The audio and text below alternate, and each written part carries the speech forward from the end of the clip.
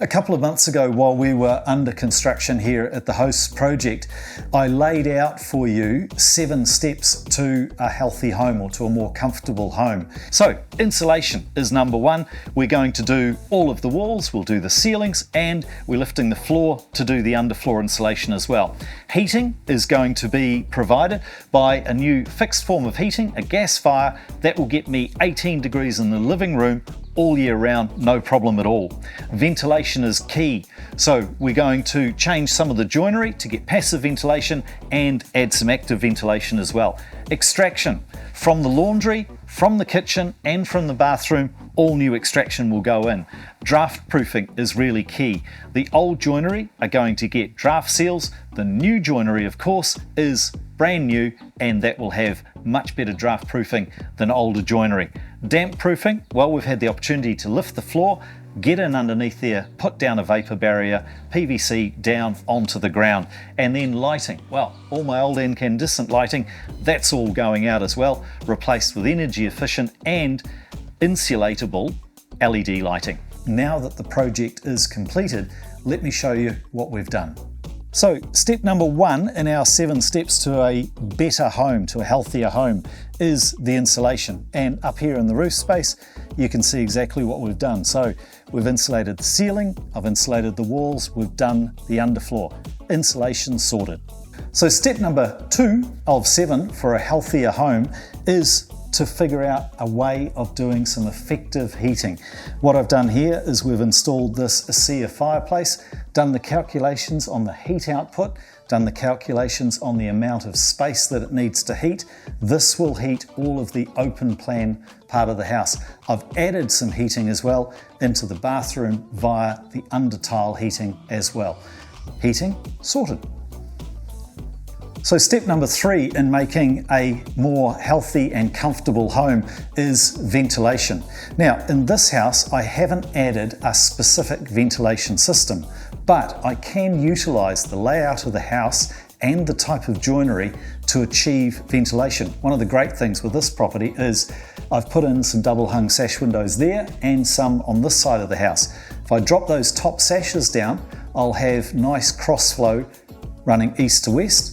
If I open the sash windows at the front of the house and the sliding window at the back, north-south access, I'll get that cross ventilation as well. So ventilation for this house sorted with the joinery. Step number 4 of my 7 steps to a healthy home is all about extraction. It's about controlling the moisture that we create in a house. Now, as human beings, we expel a certain amount of moisture. Certainly the appliances that we use do it. So washing machine and dryer. In this instance, I've got 2 things going on. One is this whole cabinet has a fan that extracts through the roof. That comes on every time either of these appliances draw current. That's automatic. Nobody has to think about it. The other thing is that my dryer is ducted to the extraction and drawn out through the roof. So that's taking care of the dust and of the moisture out of there. So I've got my laundry sorted in terms of the extraction. That's really important. Other common source of moisture inside a house is cooking. I've got a little bit of water bubbling away on the pot here. That's creating steam. I need to get that out of the house. Range hood located above there, short run to the ducting and straight outside of the building. Let's have a look at the bathroom. So in here in the bathroom, I've installed a vent. I've got a 150 diameter fan sitting up inside the attic space that is ducted to outside. That's going to take care of extraction inside the bathroom, which is so important. Step number 5 in my 7 steps to a healthier home is all around draught proofing. What we want to do is control the airflow in and out of the house. And a classic example of your typical villa, cottage, bungalow is that they are drafty but dry. So in this instance here, I know that double hung sash windows are notorious for letting drafts in. So I've simply added some draft seal here to the underside, and that's going to help control the amount of airflow that comes in and out through the joinery.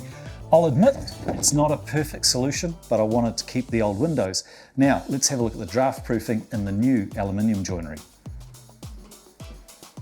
Here at the back of the house, which is this 1990s lean-to extension, I've opted to replace the old timber joinery with aluminium joinery. So I get the benefit of the Altus Pacific suite.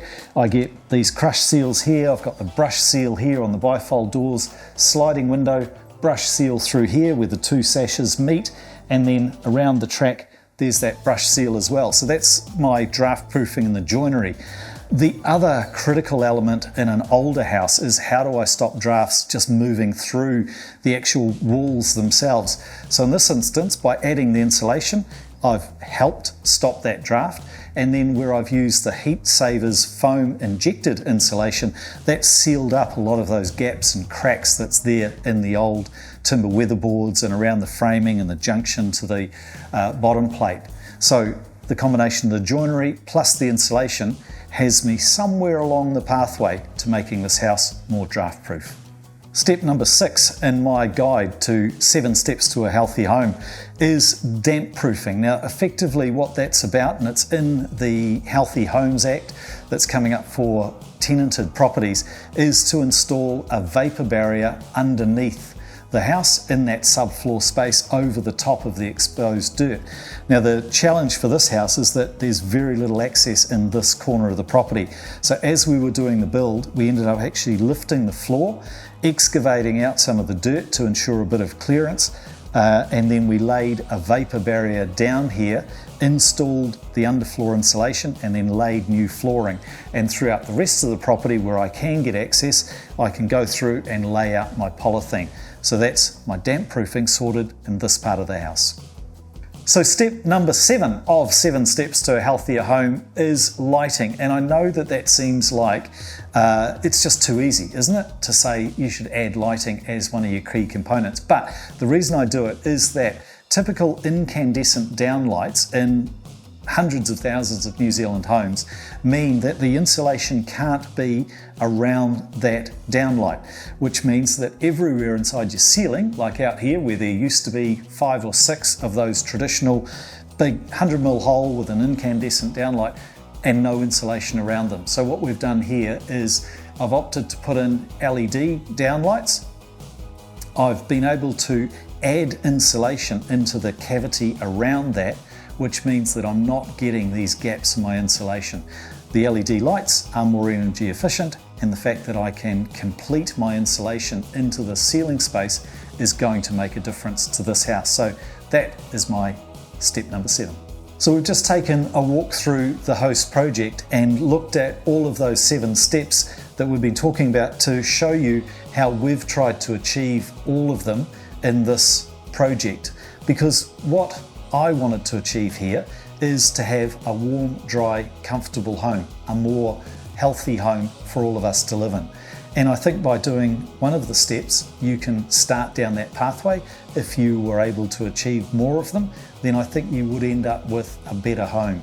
So it's there as a guide. I'd encourage you to do whatever you can, either with the time that you have or the budget that you have, to make changes to making a better, warmer, drier, more comfortable home for you and your family.